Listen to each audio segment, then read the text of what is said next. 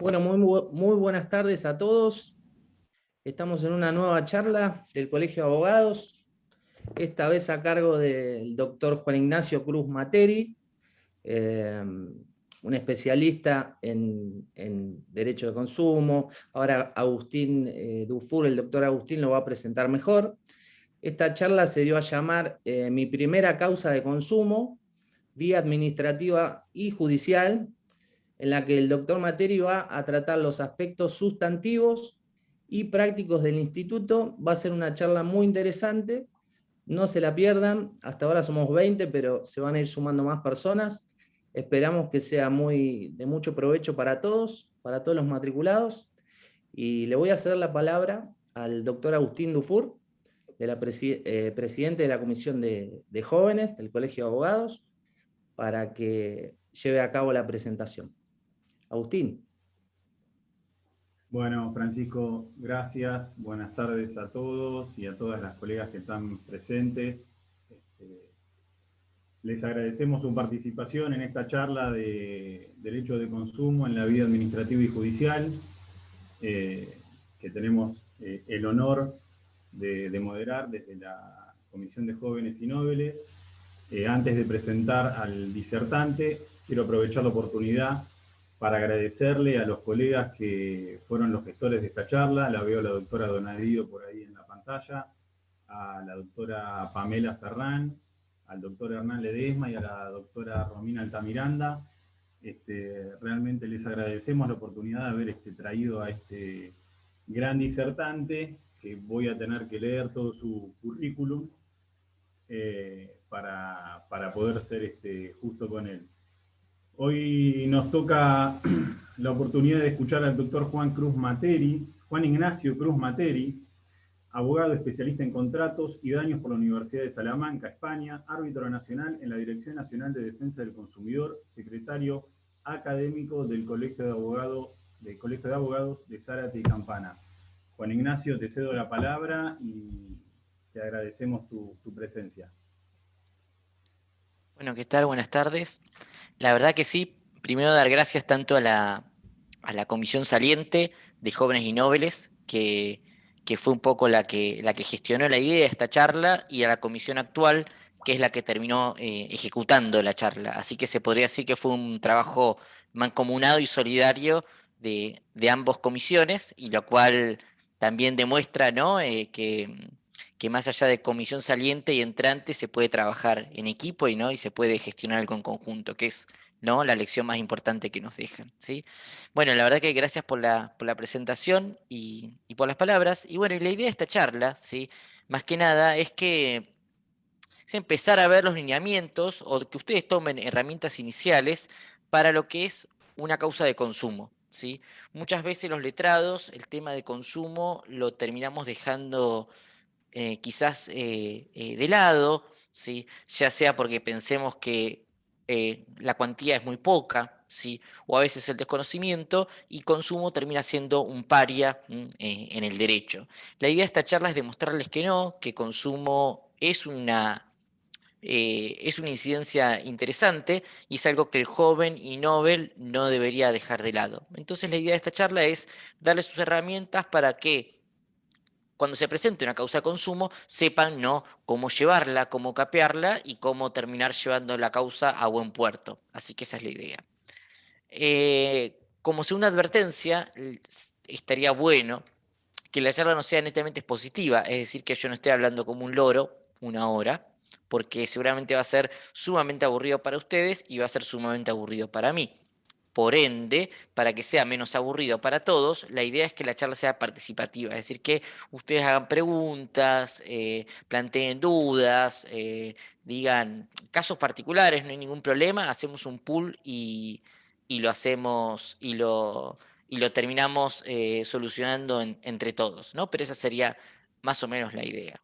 Bien, así que siéntanse libres de interrumpir mediante levantando la mano o escribiendo en el chat, o si lo quieren hacer a sotoboche, es decir, desmuteándose, háganlo y vamos viendo sus dudas, ¿sí?, y sus consultas. Bien, bueno, fíjense que el título de esta charla es La vía administrativa y la vía judicial.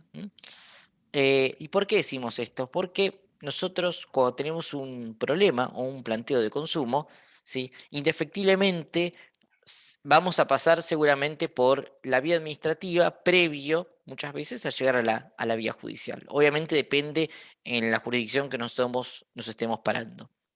En esta charla vamos a iniciar todo lo que tenga que ver a lo atinente a lo que es nación y capital y lo que es provincia de Buenos Aires. Ya otros ordenamientos jurídicos, la verdad que el tiempo es tirano y no creo que lleguemos obviamente a verlo.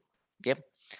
Bueno, primero, em, seguramente si hace un par de años nos recibíamos, o un par de años bastantes atrás, y nos preguntaban cuál iba a ser nuestra primera causa, le diríamos un laboral. Y si no íbamos más atrás en el tiempo, un colega más grande en años nos diría cuál va a ser la primera causa que te va a tocar, una sucesión. Hoy por hoy, la primera causa que le va a tocar al joven y Nobel no va a ser un laboral ni tampoco va a ser una sucesión. O sea, ojalá sea una sucesión y con bienes. Pero seguramente va a ser una causa de consumo. ¿Y por qué? Porque la mayoría de los contratos que nosotros firmamos día a día y que celebramos son todos contratos de consumo. ¿M? Y también porque el fuero de consumo o eh, los contratos atinentes a una relación de consumo son cada vez más y más. ¿Sí? Si nosotros veníamos años atrás y yo le hacía un contrato de alquiler, seguramente ustedes me dirían automáticamente, no, esto es civil y comercial puro y duro, no es consumo. Y hoy por hoy, alquiler es consumo.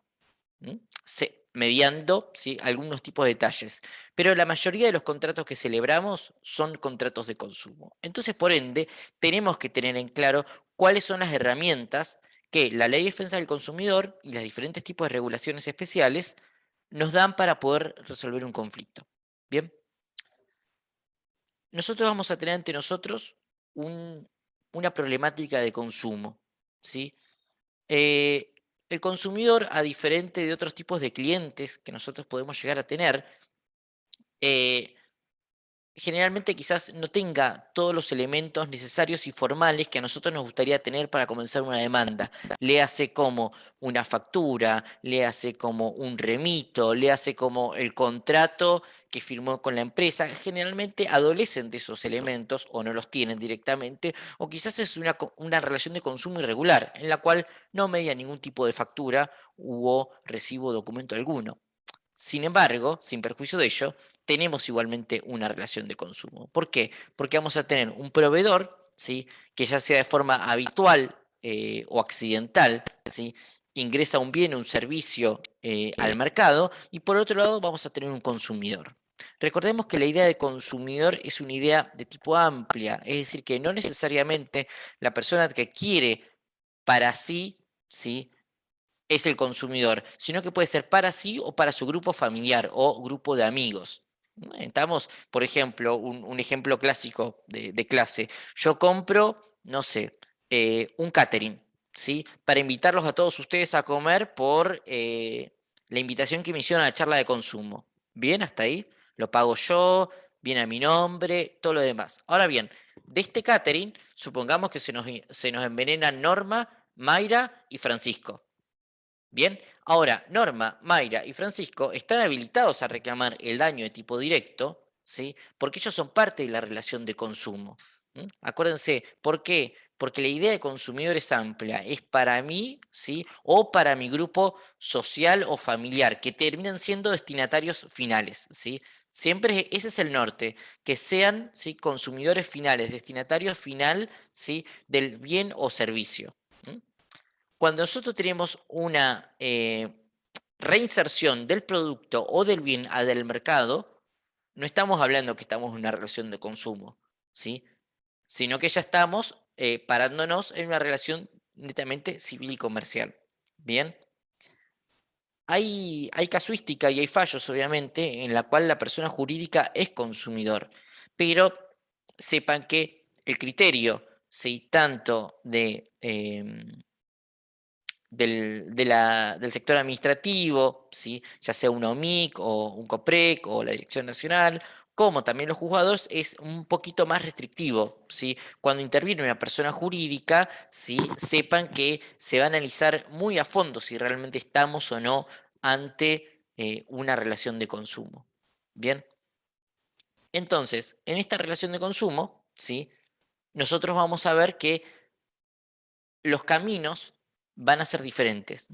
Vamos a poder optar por el fuero que le sea más conveniente al consumidor. Entonces, esto dicho es, puede iniciar la vía administrativa en provincia, supongamos, en la OMIC, puede iniciarlo en el COPREC a nivel nacional, se puede ir a arbitraje de consumo, que es también en Nación, obviamente, o puede ir a una mediación prejudicial, la que tenemos nosotros en provincia de Buenos Aires, ¿sí? ¿Y por qué decimos que tenemos esta pluralidad, ¿sí?, de opciones? Porque siempre vamos a buscar el fuero que le sea más beneficioso o más conveniente al consumidor, en tanto y en cuanto tengamos, ¿sí?, un punto de contacto que obviamente nos termine habilitando, ¿sí? Ahí veo yo que ahí Amira levantó la mano. No sé si Amira querés decir algo o consultar algo. Hola, Ahí no. ¿puedo hablar por acá? Sí, ¿O lo Amira, dale para adelante. Perfecto. Quería hacerle una consulta por el tema de que estaba hablando usted del consumidor que a veces no tiene los medios de prueba y todo, Ujú. suficientes medios de pruebas y es más complicado el tema probatorio. Puede ser porque muchas empresas utilizan los contratos por adhesión. Bueno, en eh, realidad, sí, o sí, te por qué escucho, se Amira. da o por qué se No, da este tema. muchas veces el consumidor, aunque firma, sí, todos los contratos, muchas veces no se le son otorgados al consumidor, ¿sí? O Claro, por muchas eso, veces firma un contrato de adhesión así nomás que está establecido por sola de las partes y nunca se le da el contrato al consumidor. muchas veces no se le da el contrato al consumidor, ya sea porque sea un contrato de adhesión, ¿sí?, o porque simplemente a veces no se le entrega directamente. O muchas veces el consumidor lo firma y el proveedor que le dice, bueno, ahora ingresando este link vas a poder descargarte el contrato. Y quizás el link es temporal y uno se olvida y pasan unas semanas, va, ingresa y el contrato no está. Entonces, Claro. mientras que la relación camina, el consumidor que dice, ver, importa, ya está, no pasa nada con el contrato. Ahora, ¿qué pasa? Cuando surgen los problemas, el consumidor se da cuenta de, ¿y dónde está el contrato? ¿Me lo entregaron o no me lo entregaron? Me habían pasado un link, el link lo perdí, ¿y cómo lo busco? Se lo pido al proveedor y el proveedor, obviamente que cuando las relaciones con el consumidor se ven, no están en el mejor punto, obviamente que el proveedor no se lo va a dar, o no le va a escuchar, Claro, o no le va a dar bola, ¿sí? Entonces, eso es lo que sucede. Pero en consumo hay una carga inversa probatoria, es decir, que el que tiene mejor elemento, mira, para probar, va a ser el proveedor, porque el proveedor va a ser claro. el que va a tener el cúmulo de la información. Entonces, vos, ¿sí? Si lo tenés, obviamente que mejor, pero vos poniéndote en la posición de yo firmé tal contrato tal día en tal lugar, y bueno, que la empresa termine demostrando que así no lo firmé, o que la empresa, ¿sí?, yo pido que la Demuestre lo empresa contrario, coparticipe, claro. claro, el contrato, ¿sí?, en el proceso. ¿Se entiende? Sí, sí. Y a veces puede ser que no sea solamente por el tema de que se olvidó, o puede ser una persona de avanzada edad que no sepa utilizar la computadora y no sepa descargar el contrato, o una persona que no tenga acceso a internet en ese Claro, momento. Por muchos exactamente. factores pueden influir que no Eso, pueda descargar el contrato en el momento.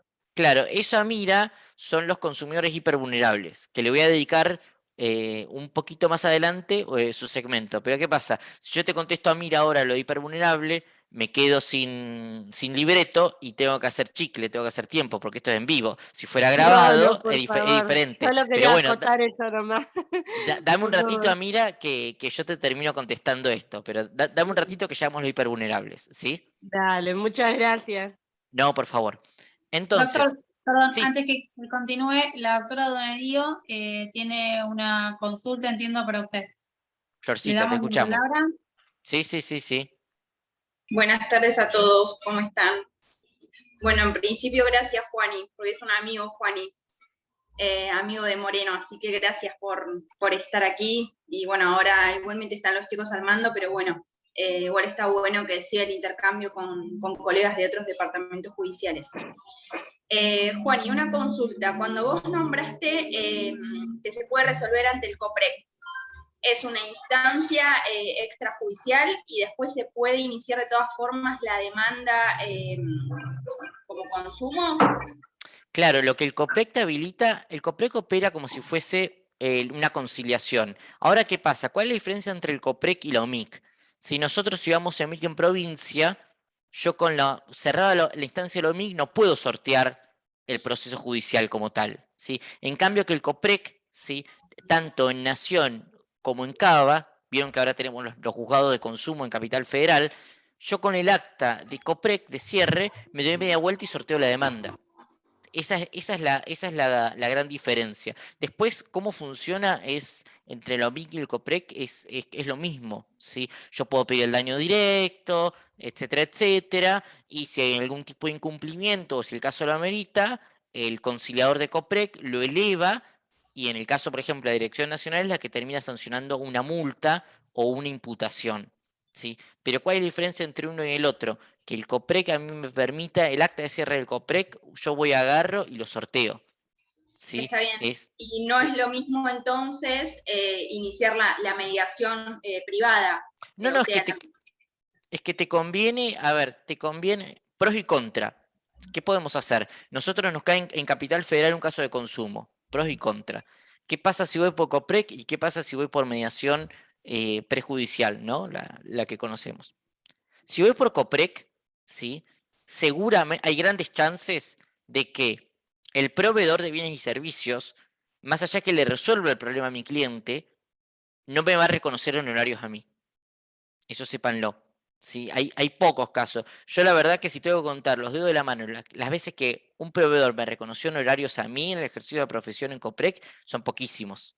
Muy pocos. Es más, me acuerdo que uno que me reconoció honorarios, yo estaba tan contento que quedamos en calidad de amigos, así que a ese nivel de felicidad. Pero generalmente en COPREC no ocurre esto, el proveedor no le termina reconociendo los honorarios.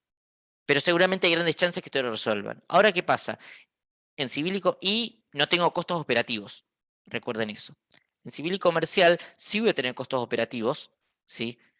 Sí seguramente me va a reconocer mi contraparte de honorarios. Ahora hay un riesgo de que la tasa de acuerdo de consumo en una mediación civil y comercial es sensiblemente menor, ¿sí? ¿Y por qué? Porque la empresa que dice, nah, yo esto lo arreglo en COPREC, ¿sí? Y me sale mucho más, es mucho más, menos oneroso que arreglar en una civil y comercial. Prefiero ir a juicio, ¿sí? Porque acuérdense que el conciliador de COPREC, ¿sí? tienen como una tabla ya prefijada y sus honorarios son mucho menores a lo que es en civil y comercial. Entonces esa es la cuestión, ¿sí? Hay que evaluarlo. Si yo lo voy a ir a COPREC, obviamente, es recomendable que uno con el cliente, obviamente, haga un pacto de cuota litis o arregle sus honorarios de forma previa, ¿sí? Pero nadie le va a ir a regular a usted honorarios. Eso es lo que tienen que tener en claro. Pero el COPREC funciona muy bien. Y la otro tipo y aprovecho la pregunta de Flor, la otra forma también de resolución de conflicto es el arbitraje. Ahí es una herramienta poco conocida, pero muy útil. ¿Qué pasa? En la conciliación, esto hablando en el fuero de nación, ¿no? En la conciliación, yo dejo, ahí vemos tu pregunta, Pamela.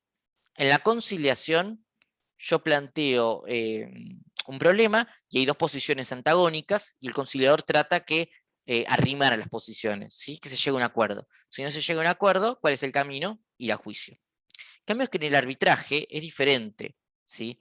Si las partes no llegan a un acuerdo, el árbitro termina, ¿sí? Termina redactando un laudo, que obviamente equivale a una sentencia.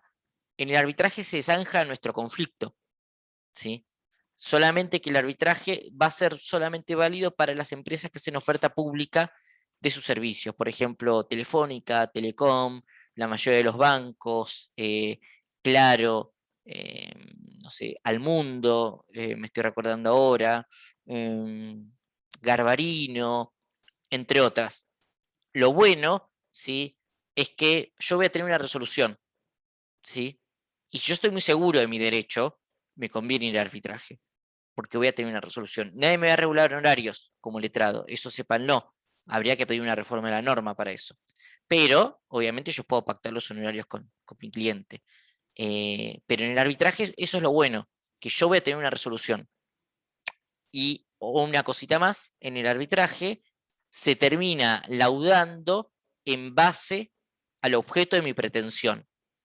Es decir que cuando yo pido el arbitraje y pongo mi objeto, quiero que me devuelvan el dinero, ¿sí? Entonces el árbitro que va a laudar si me corresponde que se me devuelva o no el dinero.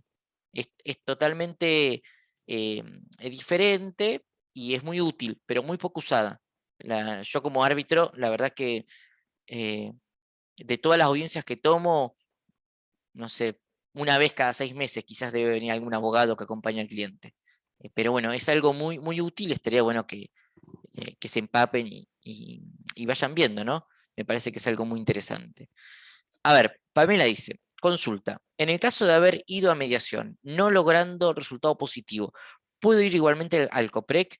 No sé, Pamela, a qué mediación te referís y en qué jurisdicción, en qué jurisdicción. Así que si no estás, si nos querés contar, genial, ¿sí? Norma pregunta, ¿dónde se pide el arbitraje? El arbitraje se solicita de la siguiente manera. Uno ingresa lo que es la ventanilla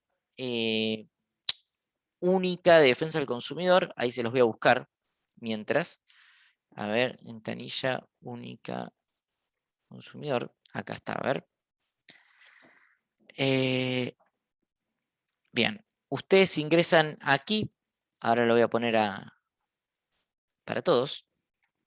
Ustedes ingresan ese link que yo les pasé, ¿sí? Y cuando cargan, ¿sí?, el reclamo, ¿sí?, si la empresa está adherida al arbitraje, ustedes ponen deseo ir al arbitraje. Entonces, cuando lo toma el operador y ven su solicitud de arbitraje, se gira hacia arbitraje, ¿sí? Tanto COPREC, sí, como el arbitraje es de forma gratuita, ¿sí, Nicolás? El arbitraje es gratuito, al igual que el COPREC para el consumidor, sí, es gratuito tanto para el consumidor, sí, siempre, ¿sí? Y lo que tiene para la empresa es que el arbitraje no le genera costas. Es decir que contra el laudo, ¿sí?, o contra el acuerdo, la empresa no debe abonar las costas, porque no le debe abonarle algún tipo de honorario al árbitro. Entonces, muchas veces las empresas en arbitraje son mucho más generosas con el consumidor que lo que son en el COPREC. ¿Por qué? Porque no hay esa carga de honorarios, ¿sí? Así que eso para que lo tengan en cuenta. Y bueno, cuando Pamela nos diga lo de qué es la mediación, lo vemos. Pero bueno, ahí está el link, ¿sí? Bien. Mayra. Le quería consultar, es que estamos justo en tema. Me habían dicho que había una posibilidad en el caso, por ejemplo, de en provincia, cuando uno inicia alguna denuncia y va por el consumidor, después, una vez que cierra, peticionar en sede judicial la regulación de honorarios. ¿Esto es así? No te entendí la pregunta, Mayra. A ver si me puedes explicar mejor. Sí.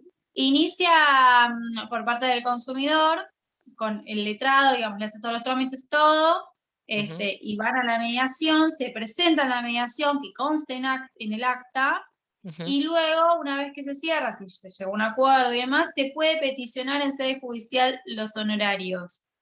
¿Es realmente así? ¿O lo hacen?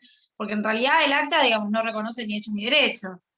Nada, claro, el acta no reconoce ni hechos ni derechos, y también pasa lo mismo acá en Nación, ¿sí? El acta de COPREC tampoco no reconoce ni hechos ni derechos, pero a fin de cuentas, ¿sí?, el letrado participó, y el letrado consta en las actas. Pero ¿qué pasa? En la práctica, ¿qué sucede? Cuando el letrado se planta y dice, bueno, todo muy lindo, pero yo vine acá a acompañar al consumidor, vos sos la vencida, por regla general, reconocer mis honorarios. Entonces la empresa que le dice, no, no te los reconozco, entonces el abogado que le va a decir, bueno, quiero que consten actas que no me los reconoce, y la empresa que dice entonces, bueno, si esto consta en actas, no hay acuerdo con el consumidor. Y entonces, al letrado, ¿qué pasa? Lo ponen entre la espada y la pared, y no va a quedar como el malo de la película. Entonces uno dice, bueno, ¿sabes qué? Está bien. Ahora, hay casos que sí, se ha llevado ese acta de cierre y se ha llevado a la justicia a decir, bueno, no se me están reconociendo los honorarios, ¿sí? Ese es un tema. O sea, el tema de los honorarios se los pueden dar o no en la justicia, hay diversidad de casos. El tema es que en la práctica, que dicen que el acceso a la justicia del consumo es gratuito. Pero no así yo entiendo que se debería regular al honorario si actúa el letrado. Pero bueno, es un tema más que arduo, más que complejo, y hace años que se viene debatiendo en esto. En uno de los cuadernos de la Sijuso, creo que es el del año pasado, hicimos un compendio sobre consumo y honorarios, incumbencia de los letrados, así que hay varios artículos. Si van a aprender una demanda de eso, fíjense que capaz que les sirve. Ok. ¿Sí? Muchas gracias. A ver, acá tenemos un par de todo. Ahora dice Silvana, dice, ¿hay formas de ver las empresas adheridas? Fíjate, Silvana, en la empresa, en la página del SNAC, Servicio Nacional de Arbitraje de Consumo, que seguramente tendrás las empresas adheridas, ¿sí? ¿Es correcto que hay un empadronamiento de proveedores que ya establecen la resolución de conflictos mediante arbitraje? Sí, es correcto, tenés un empadronamiento de proveedores que están adheridos al arbitraje. Norma dice, los honorarios los tenemos que pactar en forma privada, entonces, y te recomiendo que sí, porque a vos nadie te va a regular honorarios, Norma. Sí, entiendo que estamos hablando de una conciliación de COPREC o de OMIC. Te recomiendo, Norma, que sí. Recuerden, obviamente, que muchas veces las causas de consumo, los quantum no son altos. Entonces, también traten de adecuar sus honorarios y no se caigan del equilibrio, ¿sí? Porque si sus honorarios terminan siendo mucho más altos de lo que les descuenta la empresa o el proveedor por el reclamo que estaban haciendo, el consumidor que va a decir, no, prefiero que me descuente la empresa y si le voy a tener que pagar más al letrado. Entonces traten, sí, de adecuarlos, ¿sí? Sean flexibles al momento de fijar sus honorarios. Igualmente, no se piensen que las causas de consumo son de poco valor. Los pasajes aéreos superan tranquilamente, si es un grupo familiar, los 300 o 400.000 pesos. Si es una persona que compró electrodomésticos, también. Escúchenme, si es un plan de ahorro contra una automotriz, supera tranquilamente el 1.000.000 de pesos. ¿Sí? Y es eso. Recuerden que en el COPREC hay un límite. Si ustedes quieren ser un poco flexibles con el límite, al momento que inicie el trámite en COPREC, pongan monto indeterminado, ¿sí?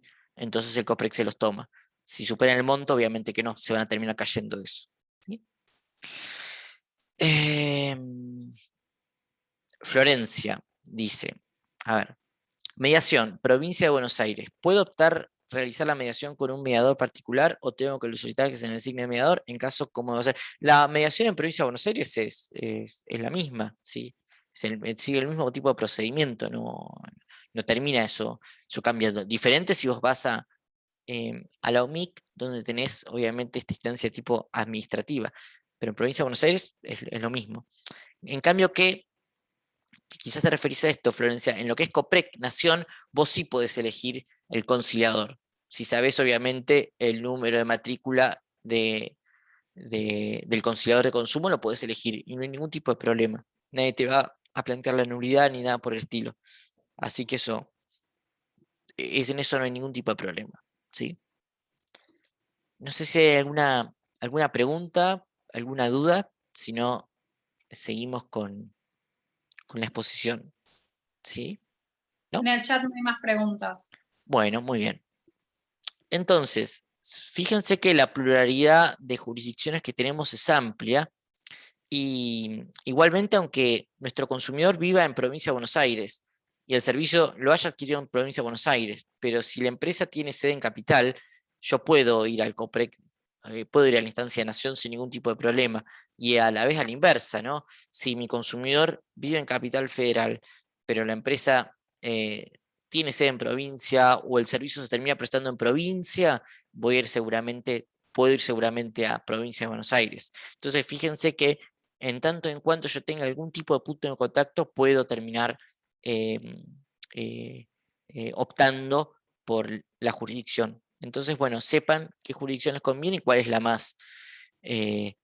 la que más les favorece a ustedes, ¿no? Y obviamente donde tengan matrícula, chicos, porque no van a optar por una jurisdicción donde no tengan matrícula. Así que también eso es como, me parece importante. Bien.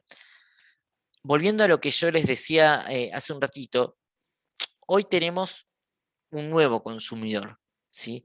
Que es el famoso consumidor hipervulnerable. ¿Qué es este consumidor hipervulnerable? Este consumidor hipervulnerable es un consumidor que necesita una mayor tipo de protección por parte del Estado y a su vez necesita una mayor tipo de grado de información, ¿sí? Y de deber de cuidado por parte del proveedor, ¿sí? Este consumidor hipervulnerable va a ser este consumidor que se encuentra en una desventaja mucho mayor que el consumidor normal y ordinario, ¿sí?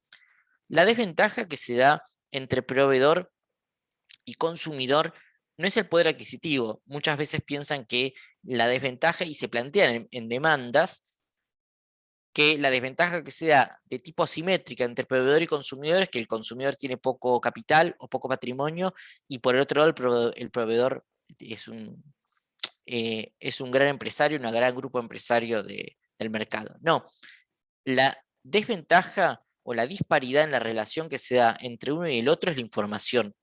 Recuerden eso, ¿sí? Por eso tanto se achacan el deber de información. ¿Por qué? ¿Quién maneja toda la información? El proveedor. ¿Quién sabe cuánto va a durar el producto? El proveedor. ¿Quién sabe hasta cuánto va a ser útil el servicio? El proveedor. Y así un montón de cuestiones. Pero siempre es la información.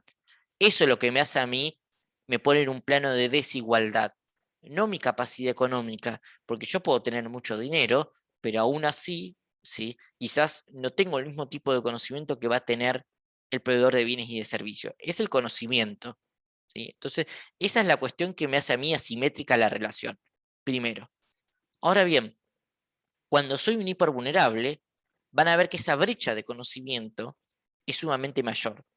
Y lo vamos a ver en los niños, lo vamos a ver en los adolescentes, lo vamos a ver en sectores de tipo socioeconómico vulnerables, las personas de avanzada edad, ¿sí? El consumidor turista, etc. Todos ellos van a entrar lo que es un consumidor hipervulnerable.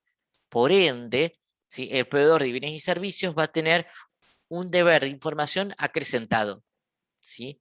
Eso es para que también lo puedan plasmar, ¿sí? O hagan pie en su demanda. A ver, ahí sigo con esto, vamos con la pregunta de Laura. ¿La querés leer vos, Mayra? Sí. Dale. Dale.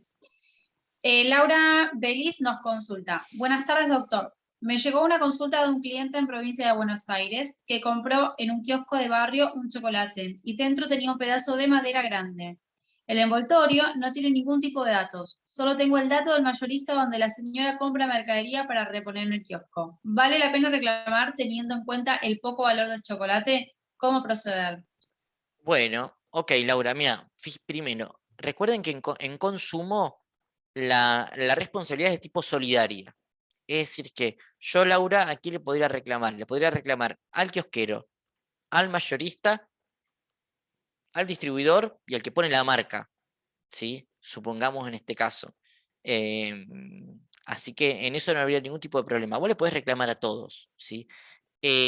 Aquí tenés un daño de tipo directo, lo que yo estoy viendo, y también veo que tenés elementos para pedir un daño de tipo punitivo. Ahora bien, nosotros bien sabemos que de nada me vale una sentencia, ¿sí? Obviamente que el demandado es carente de patrimonio, porque tampoco vamos a hacer un proceso para colgar una lámina o una sentencia en la pared de nuestras casas. Entonces, ese es un tipo de cuestión.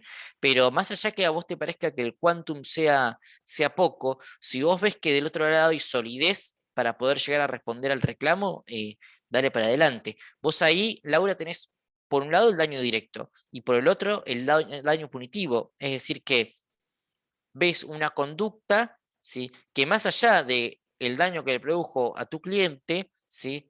Que seguramente le podría haber ocurrido a diferentes tipos de consumidores o se podría haber plasmado, ¿sí? En diferentes tipos de realidades, ¿sí? De mercado. Entonces vos tenés daño directo y daño punitivo. Así que nada, en base a eso vos pedirás ¿sí? Si esto obviamente avanza una demanda. Si es una fase de negociación, en la práctica quizás negocien por un monto bajo o termines dando algún tipo de pago en especias, ¿sí? Generalmente en estos casos ocurre. Pero si avanzás en una demanda, Laura, esas serían las dos cuestiones para que vos te deberías valer a la hora de encolumnarla, ¿no? Eso sería más o menos. Se reclama toda la cadena de producción. Mira, es verdad, yo puedo reclamar tanto al que comercializa, ¿sí? El que lo vende, el que lo comercializa, el que lo distribuye, el que le pone la marca, al que lo fabrica, a todos ellos yo lo reclamo, ¿sí?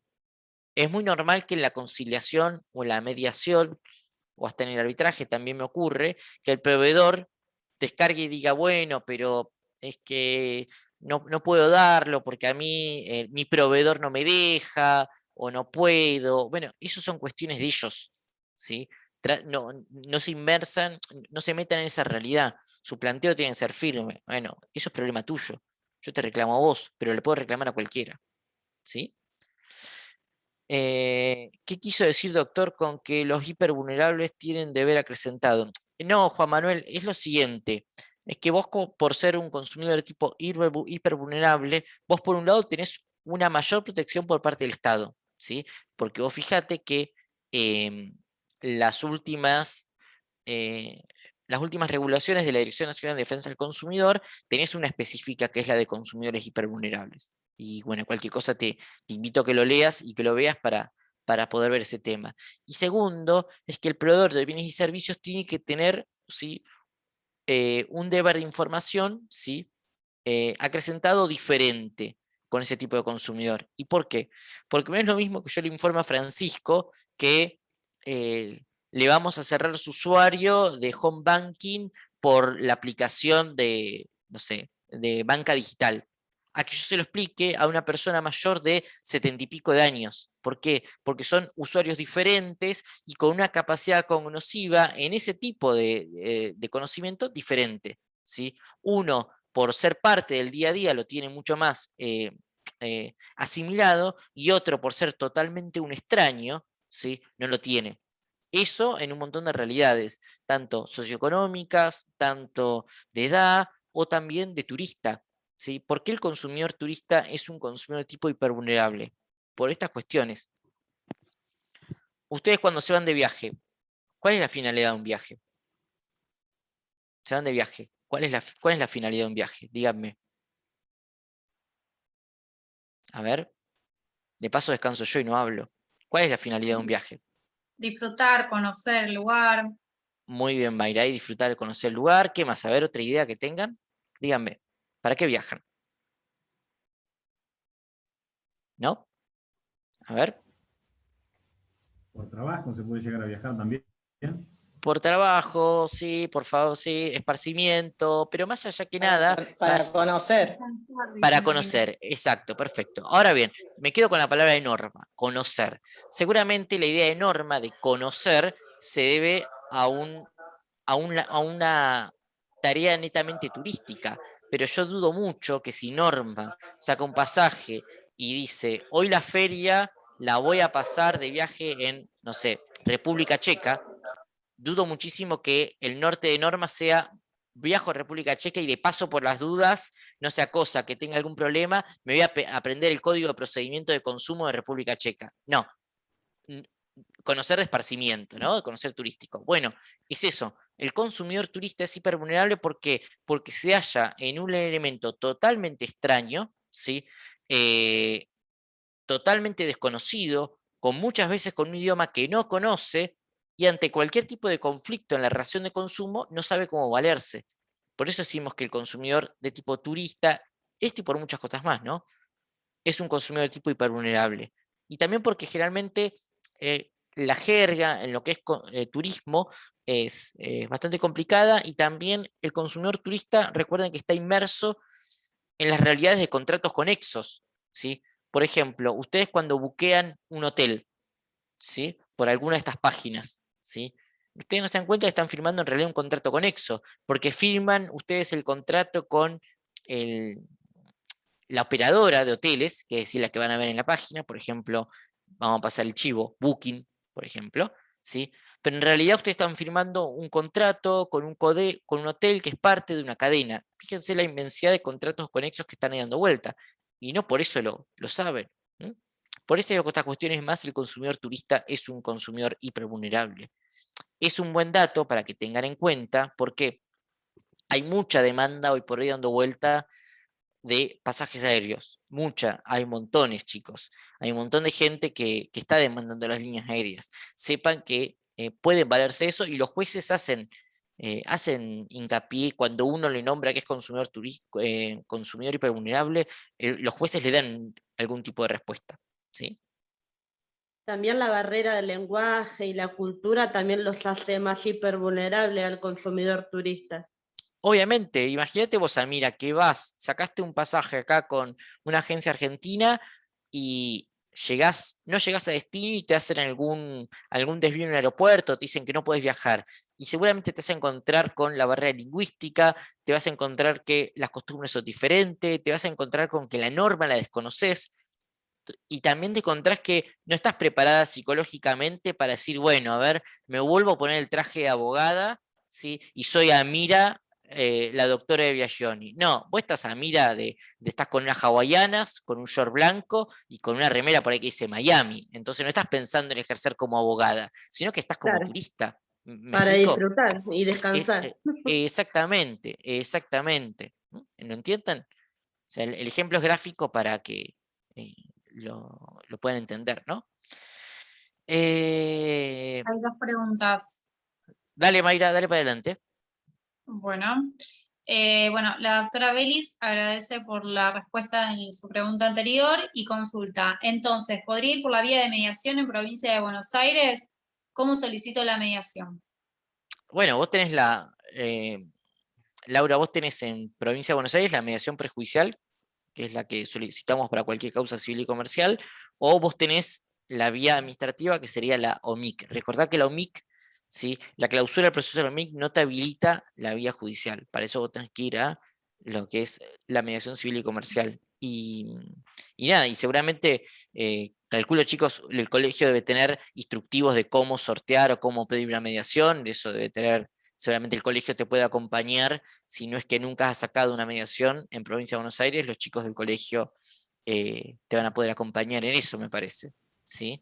Así que quizás... Aprovecho, no sé si hay no sé si hay un video colgado en la página del colegio sobre cómo sortear mediaciones, ¿eh? Y Claro, en la charla que tuvimos con el doctor Vilelo también él explicó cómo es el sorteo del mediador cuando explicó el portal de notificaciones. Eso está subido también en la página del colegio a la doctora Belice. Le informamos y a todos también que tienen la posibilidad de verlo ahí. claro, fíjense que esta charla es complementaria con las charlas que han visto anteriormente, así que fíjense cómo es el famoso diálogo de fuentes, ¿sí? Que una charla tiene que ver un poco con la otra, ¿no? Es integral esto. Bien. Em, Y hay otra consulta de la doctora Carla Arias. Nos dice, bueno, hola doctor, me pasó en un caso de estafa virtual bancaria que lo canalizamos por Coprec. Cuando ya tuvimos asignada fecha y conciliador, el banco decidió reconocer lo que solicitamos en el reclamo del Coprec de forma privada y por decisión comercial para no perder al cliente. El cliente accedió a ese acuerdo privado, pero no pudimos dar de baja el reclamo en Coprec. ¿Eso continúa o con el tiempo se da de baja? ¿Cómo estás, Carla? No, vos tenés acá dos caminos.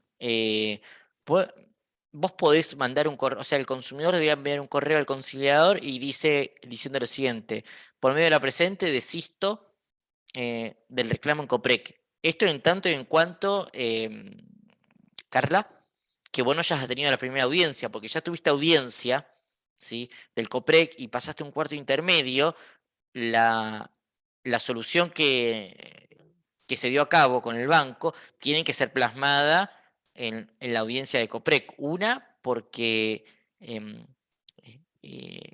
es lo que corresponde por ley, y dos, también porque tenés los honorarios de otro letrado, que es el conciliador de Coprec, que a fin de cuentas, Carlas, es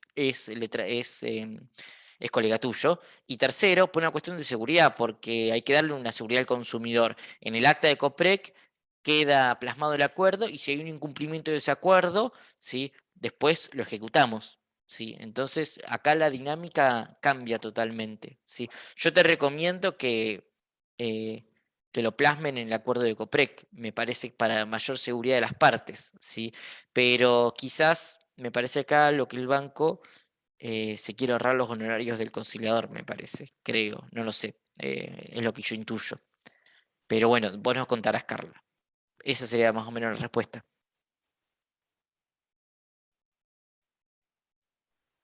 Ok, no hay más preguntas en el Bueno, chat.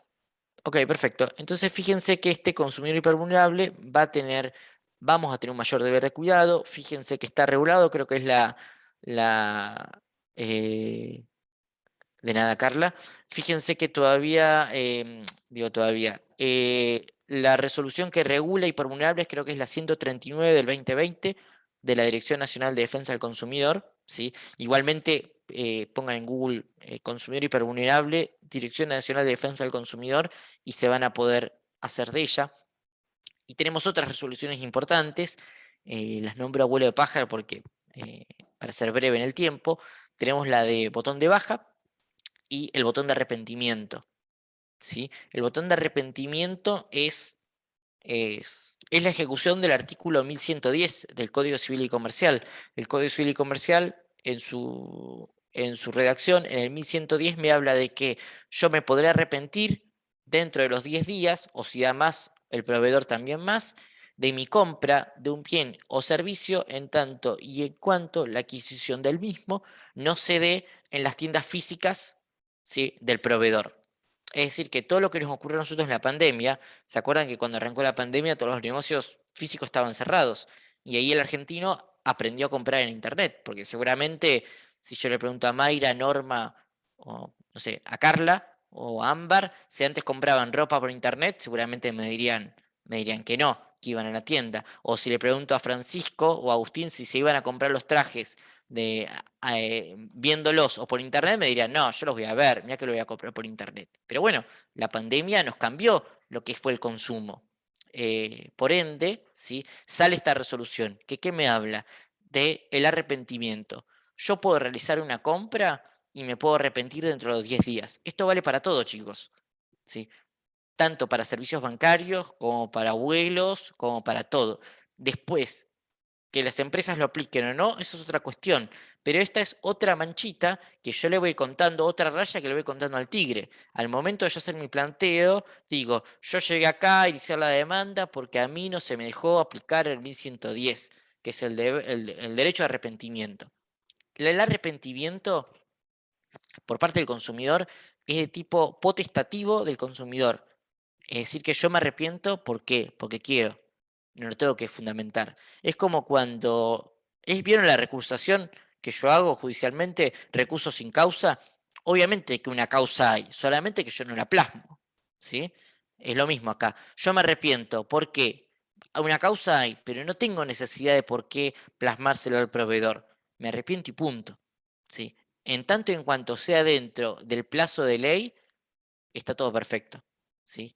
Pero eso ténganlo en cuenta, ¿sí? Porque sirve para un montón de cuestiones, ¿sí?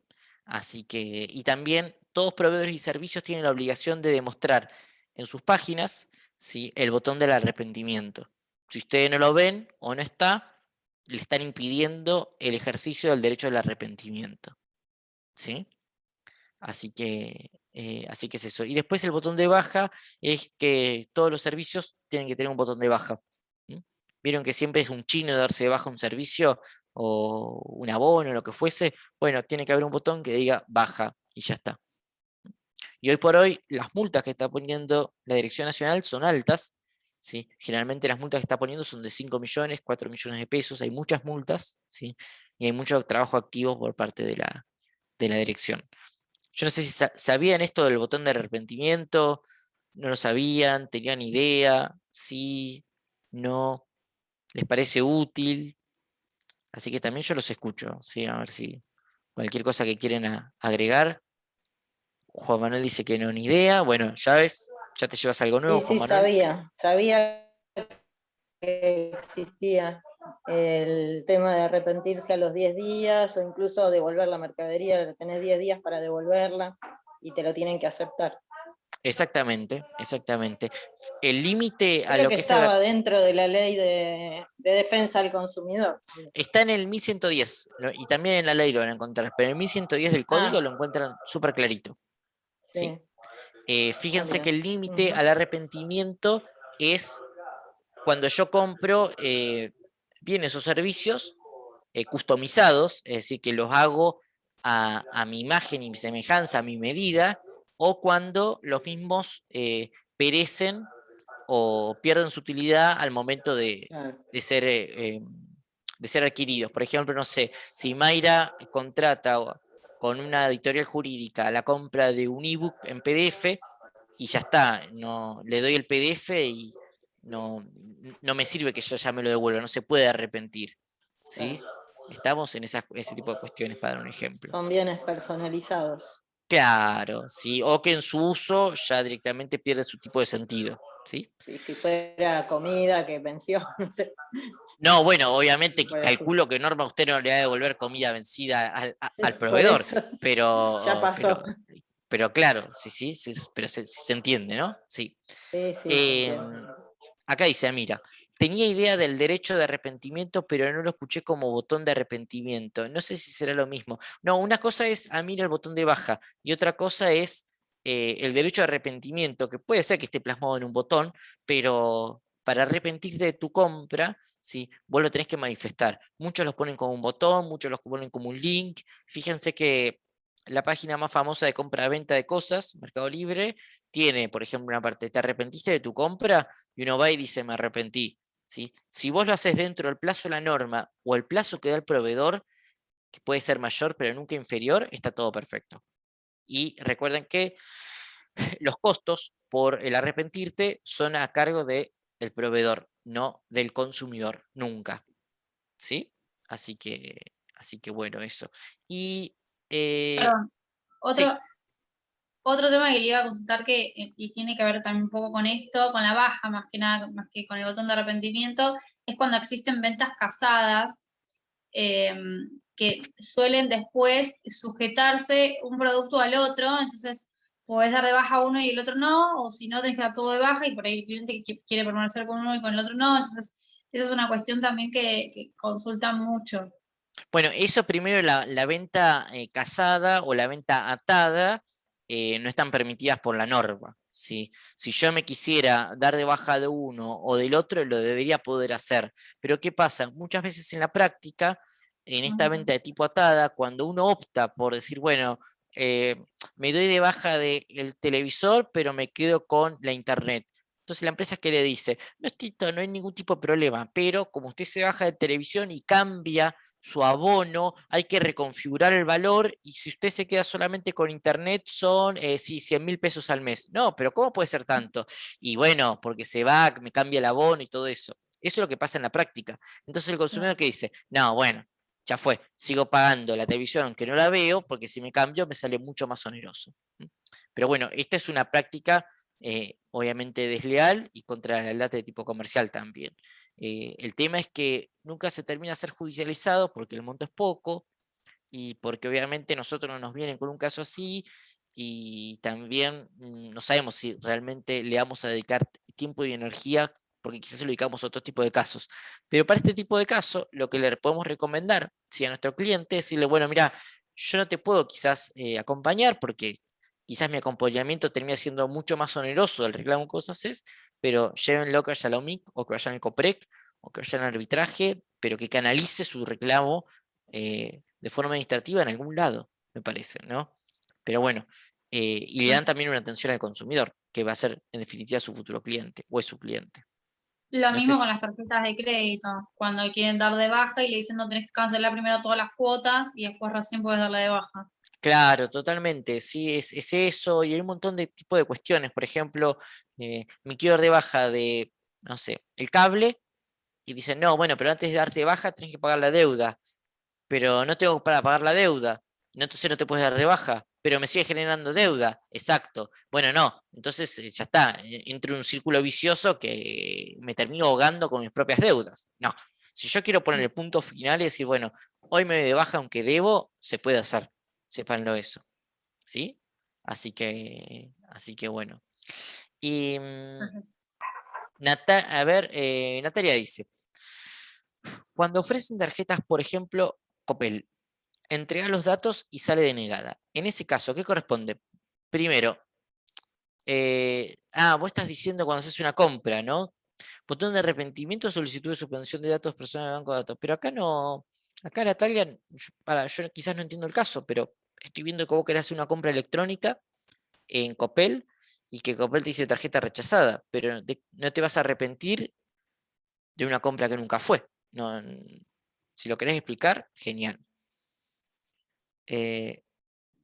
Claro, Quizás, pero doctor, sí, quizás es lo que me pasó a mí, que quise sacar una tarjeta, me pidieron todos los datos de pe a pa y después la solicitud no ha podido ser canalizada. efectuada. Pero yo Ajá. ya le di todos mis datos, o sea, Claro, ahí lo que vos podés hacer, Francisco, es solicitar el por qué el rechazo. Ellos te tienen que decir por qué el rechazo. Bueno, ¿por qué me rechazás? ¿Sí? No te pueden decir, no se pudo efectuar. Bueno, pero ¿por qué? ¿Sí? Esa es una por información que... monotributista. Es la razón. Bueno, está bien, pero la empresa que rechaza le tiene que dar el porqué. ¿Por qué lo termina usted rechazando? ¿Sí? Y obviamente que seguido a ello, usted le puede solicitar que se den de baja sus datos, ¿sí? Que no se lo contacte, que se borren sus datos en sus bancos de datos, etcétera, ¿sí? Pero al rechazo merece una respuesta del consumidor, ¿sí? En tu caso, Francisco, eligieron por monotributista, pero supongamos que No, en no, tu caso... no manifestaron que era por eso, pero entendí que quizá era por eso. Aparte, yo no. Bueno. Te muteaste, Francisco, justo. Yo decía, no fue manifestado lo del monotributista, pero sí era, pedí tu tarjeta, solicitala, pone todos los datos y después te la rechazan sin motivo.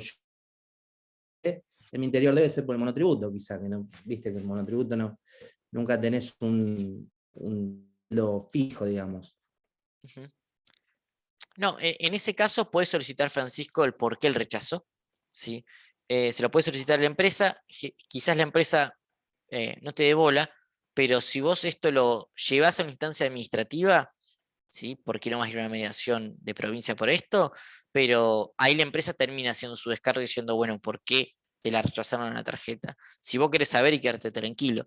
Y seguido a ello puedes pedirle, obviamente, que se te borre de los bancos de datos de la empresa tu información que vos diste, ¿sí? Y más ahora que hoy por hoy hay tantas estafas bancarias, en pos de tu seguridad, me parece que también sería lo correcto, ¿sí?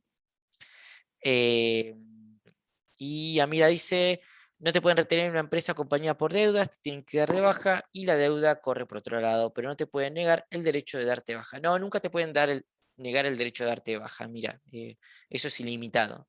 Así que eso no puede haber ningún tipo de restricción.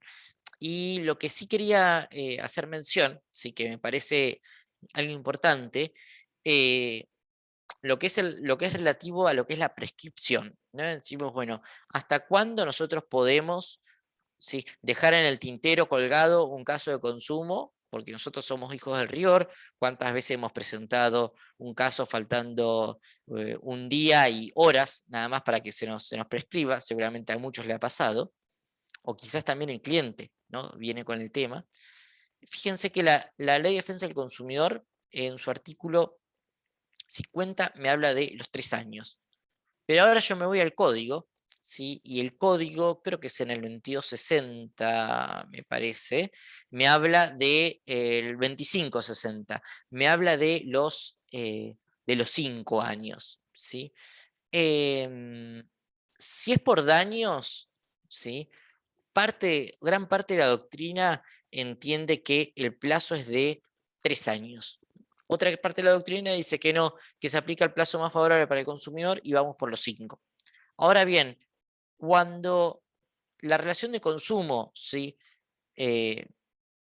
se quiebra por un incumplimiento de tipo contractual, ¿sí?, la norma de consumo específicamente no me habla de eso. Fíjense que la Ley de Defensa del Consumidor habla de los daños.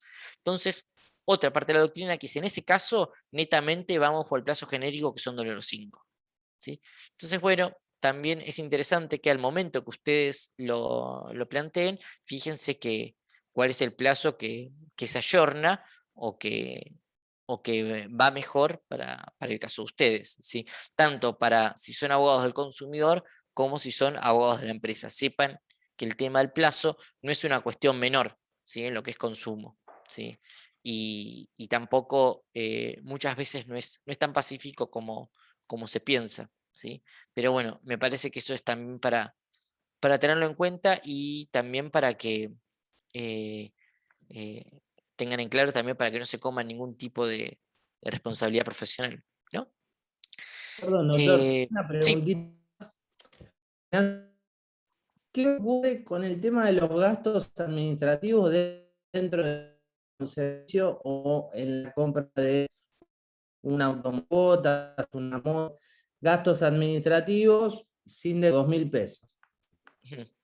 ¿Qué se puede hacer? Porque es continuado, digamos. Es continuado, sí, es continuado. A ver, en esos gastos administrativos que tenemos, que si son de tipo continuado, vamos a tener obviamente que una relación jurídica de tracto sucesivo, ¿no? Como si fuese un contrato de locación, donde tenemos ahí hay un canon, ¿sí? La operación o el análisis jurídico que le vamos a hacer va a ser lo mismo o va a merecer el mismo tipo de criterio. Tengan en cuenta que todo lo que tenga que ver con gasto administrativo, ¿sí? O gasto operatorio, o gasto de manutención, o lo que fuese, siempre es un porcentual muy, pero muy bajo en comparación a la relación de consumo que tenemos, ¿sí? Nosotros, cuando comenzó la pandemia, por ejemplo, las aerolíneas que decían, bueno, pero el gasto administrativo nuestro es del pasaje el 30 o el 20%, y en realidad no era eso el gasto administrativo. El gasto administrativo siempre es una cuota muy inferior, muy bajita, ¿sí? Fíjense que lo que se imputa como gasto administrativo tenga la naturaleza de gasto administrativo y no me esté pasando gasto administrativo otro tipo de canon, ¿no? O otro tipo de punto o monto o parte del contrato. Porque el gasto administrativo es muchas veces lo que la empresa, ¿sí?, se habilita, ¿sí?, a descontar una relación de consumo. Dice, bueno, te devuelvo tu valor menos los gastos que yo incurrí, que son los administrativos, ¿sí? Ese gasto administrativo tiene que ser bajo, generalmente es bajo. Nunca supera el 2 o el 3% de lo que es la relación jurídica de consumo, ¿sí? Ténganlo eso en cuenta, ¿sí?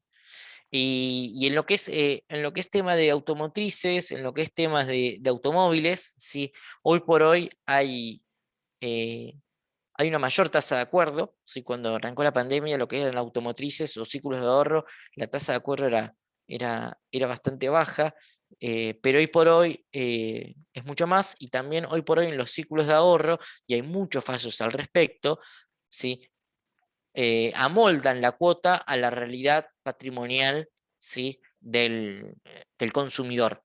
Porque, ¿qué nos pasaba? Esas cuotas estaban desacopladas, ¿sí?, a lo que era el aumento de la cuota con el aumento del sueldo, del salario, del patrimonio del consumidor. Entonces se tornaban sumamente onerosas. Hoy por hoy, y hay muchos fallos al respecto, donde adecuan esta cuota a la realidad patrimonial del consumidor. Así que ténganlo en cuenta también, ¿sí?, que pueden llegar a un buen acuerdo. Planteándolo como una cautelar o necesariamente con sentencia de fondo. No, con una cautelar también sigue el mismo tipo de razonamiento que la estafa bancaria. Yo también les quería hacer mención, ¿sí?, y aprovecho acá lo que me dice Agustín. En lo que es estafa bancaria, por ejemplo, y en lo que es también plan de ahorro, yo voy a plantear una cautelar y la demanda, ¿sí? Recuerden estos ABC. La cautelar no me puede coincidir con el fondo de la cuestión de la demanda, porque si no, el juez que me dice, no, pero si te resuelve la cautelar, te resuelve el juicio. Entonces, ¿para qué? No. Y me desestima la cautelar, ¿sí? Y acuérdense igualmente que la cautelar no genera estado. Me puedo volver y presentar otra. Pero cautelar y objeto de la demanda tienen que ser diferentes. Por ejemplo, veamos el ejercicio de la estafa bancaria, ¿sí? ¿Yo qué pediría en la cautelar de la estafa bancaria y qué pediría yo en la demanda? ¿Sí? Generalmente la estafa bancaria, ¿cómo funciona? Yo lo llamo Agustín y le digo, hola, ¿qué tal? Soy, no sé, soy de aduana o de GI o de GA o ANSES, y por medio del dolo, del engaño, lo saco los datos de Agustín y le saco un préstamo. ¿Bien? Un préstamo que nunca deseó Agustín. En la cautelar, que yo voy a pedir que se me deje de descontar el préstamo, ¿sí? Y en la demanda, el fondo que voy a pedir que se desconozca el préstamo. ¿Y cuál va a ser el fundamento? El fundamento va a ser, obviamente, vicio de la voluntad. ¿Sí? Acuérdense que esto es civil 1, ¿sí? Los actos jurídicos serán realizados con discernimiento, intención y libertad, ¿sí? Y cualquier tipo de vicio, ¿sí?, de ellos va a ser un vicio de la voluntad, error, dolo, violencia. En este caso hay un dolo, porque alguien llama, me engaña, ¿sí?, y yo entro en ese engaño. Entonces ese acto, ¿sí?, va a estar viciado por una nulidad. Y después también el deber de seguridad. El banco debería monitorear este tipo de operaciones. Fíjense esto, ¿no? Si Agustín agarra e inicia su usuario bancario de otro tipo de dispositivo que no es su celular, quizás seguramente hoy hay unas grandes chances que el banco le avisen: Agustín, tú estás operando en un Samsung G no sé cuánto, tu cuenta, ¿sos vos, sí o no? Vieron que en el mail ocurre eso, ¿no? Los bancos también. Ahora, en estas operaciones, por ejemplo, que Agustín saca un préstamo y al minuto ese préstamo lo fuga a 4, 5, 6 cuentas diferentes, el banco debería dar una alerta. Ahí es donde falla en el de... Doctor, Sí. Hay resoluciones del Banco Central que para hacer un débito, la empresa tiene que respaldar toda la documentación. Esto es copia de DNI, firma, y no se cumple nunca porque, bueno, ya tuve un par de casos que hacían débitos múltiples de varias mutuales, de varias empresas, y ni siquiera la original que descontó, ni siquiera era la firma auténtica. O sea, es una situación muy común que generalmente se termina también en la oral, en lo penal, porque bueno, es un delito también. Pero bueno, más allá de eso, lo dejo continuar. No, con la es verdad lo que dice disertación. Francisco. Es muy importante en lo que es estafa bancaria, dos patas. Por un lado, la exposición que va a hacer el consumidor cuando lo mandan a la fiscalía, a la policía, lo que fuese, porque automáticamente esa exposición le dan traslado al banco. Entonces, ¿qué pasa? El consumidor a veces mete la pata y ¿qué dice? Yo fui y le di mis datos o le di una tarjeta a una persona que fue, me sacó y ya está. Y el banco le va a decir, bueno, pero ¿para qué le diste los datos? Bueno, tenías que habérselo dado. Entonces, es muy importante cómo nosotros realizamos nuestra posición o preparamos la vía penal. Por eso, en ese caso, prepárense como un especialista, como acá es el doctor, ¿no? Pero en lo que es consumidor, sí, tiene mucha injerencia lo que es el punto de vista o el inicio penal de la causa de la estafa, porque va a terminar incidiendo de forma radical a lo que es nuestra demanda de consumo o nuestro planteo de consumo, ¿sí? Así que, bueno, no sé si hay más preguntas, si no me parece que siendo 7:20... Yo quería hacerle una última preguntita brevemente. Dale, Mayra. Y estoy sin video porque no tengo buena señal y se me va cortando el audio. Sí. Quería ver si podíamos adentrarnos un poco en el tema de, sé que la ley de defensa del consumidor excluye a los profesionales, a los servicios profesionales. Sin embargo, hay muchos fallos, por ejemplo, donde ver una relación de consumo, existe una relación de consumo entre el paciente y la clínica, por ejemplo. Y que Claro, vienen aplicando normas de derecho del consumidor. Entonces, quería saber bien cuáles serían las limitaciones y una mala praxis médica, por ejemplo, si podría eventualmente terminar pagándola la clínica, por ejemplo, a través de esta relación de consumo. es que en lo que es servicio de salud, hospitales, nosocomios, clínicas, lo que fuese, ahí estamos ante una relación de consumo, no hay duda alguna, ¿sí? La cuestión, y la ley es bastante clara, me habla de relaciones profesionales, del profesional que ejerce de forma liberal su profesión. Si, por ejemplo, yo con un médico particular, o con un abogado, con un contador, con lo que fuese, ¿no? En tanto y en cuanto sea una profesión de tipo liberal y no haya un intermediario, ¿sí?, me va a quedar exenta de lo que va a ser una relación de consumo. Ahora, en este caso, por ejemplo, que vos nombrás, la de la clínica, estamos ante una relación de consumo porque vas a tener un intermediario que va a ser la clínica, que brinda, ¿sí?, al público en general, o por ejemplo a sus asociados o las personas que son parte de esa clínica o ese plan de salud, ¿sí?, diferentes tipos de servicios de salud, con diferentes tipos de profesionales de la salud. Entonces ahí estamos frente a una relación de consumo. Lo mismo que lo que es el contrato de alquiler. Cuando media una inmobiliaria, ¿sí?, esta inmobiliaria, propietario y la persona que termina alquilando, estamos también a los cánones actuales dentro de lo que es una relación de consumo, porque tenemos una persona, un intermediario que se dedica, ¿sí?, a la publicidad, ¿sí?, promoción, alquiler y venta de propiedades inmuebles. ¿Estamos? Así que siempre siguiendo ese tipo de óptica vamos a estar frente a una relación de consumo. Ahora, cuando es tete a tete, por ejemplo, yo trato con vos, Mayra, directamente para alquilar un departamento, ¿sí?, habitacional obviamente hablando, vamos a estar hablando de que no estamos frente a una relación de consumo. Estamos en una relación civil y comercial, netamente. Claro. Pero cuando tenemos un intermediario, vamos a hablar de una relación de consumo. ¿Sí? Claro, como con las prepagas en el caso de salud también. Claro, prepagas, tenés, no sé, agencia de viajes, alquiler de auto, un montón de tipos Claro. de servicios, ¿sí? Que vas a estar frente a uno que es una relación de consumo. La mayoría de las relaciones que celebramos nosotros todos los días son relaciones de consumo, ¿sí? Así que ténganlo en mente eso, ¿sí? Muchas gracias. Nada, Creo que hay Mayra, una pregunta en el chat. a ver, decime. Esta me parece no te puede retener una empresa. No, eso ya lo habíamos leído. ¿Sí?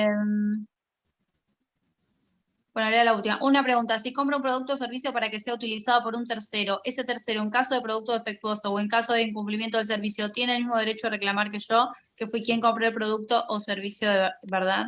Así es, Amira, tienen el mismo derecho. Lo puedes reclamar vos, Amira, o lo puede reclamar el usuario final. Es indiferente.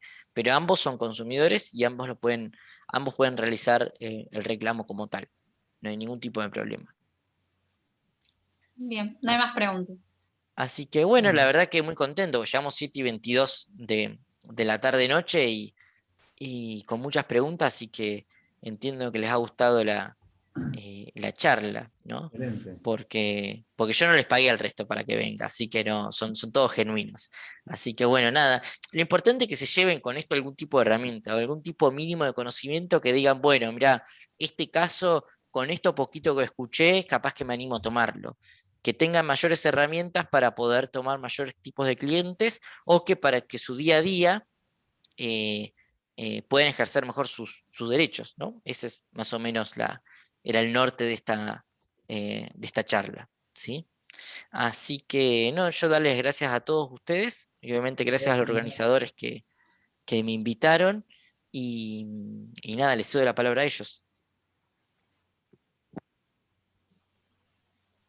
Bueno, yo por mi parte te puedo asegurar que cumpliste con el propósito. Juan Ignacio, la verdad que muy, muy, muy claro.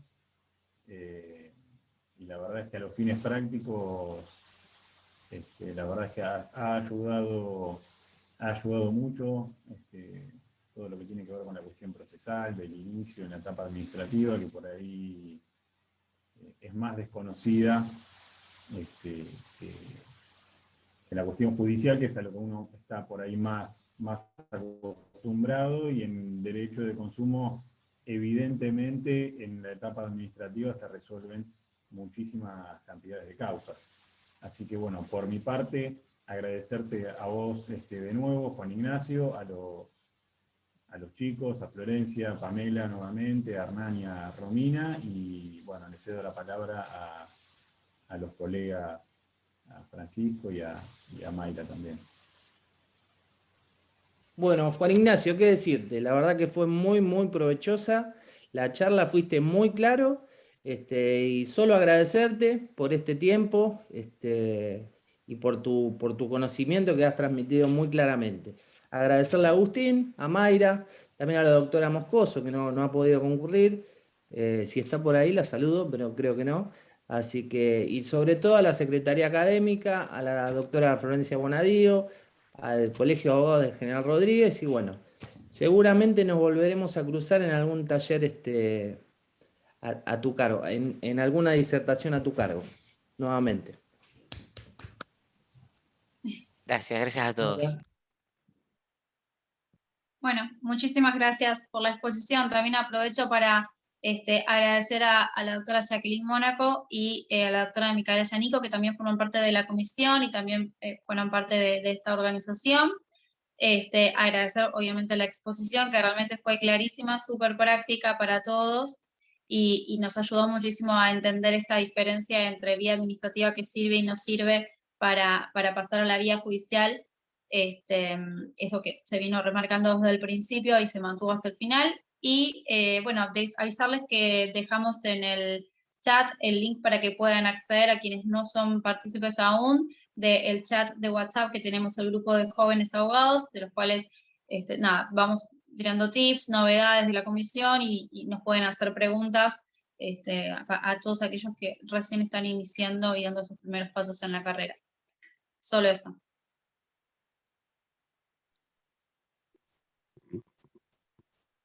No sé si quieren decir algo más, si no. Estás silenciado, Agus.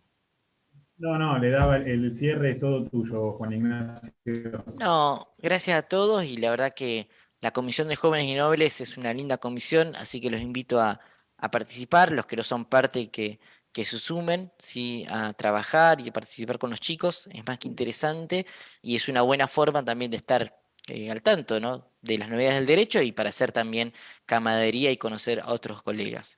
Así que bueno, espero verlos pronto o cruzarlos en alguna reunión o congreso y cuando sea presencial, obviamente todos conocernos ¿no? Y saludarnos. Así que bueno, gracias a todos, pasé una linda tarde y bueno, espero que también le hayan pasado a ustedes también así, ¿sí? Así que bueno, por mí, gracias y hasta luego. Chao. Excelente, bueno, gracias.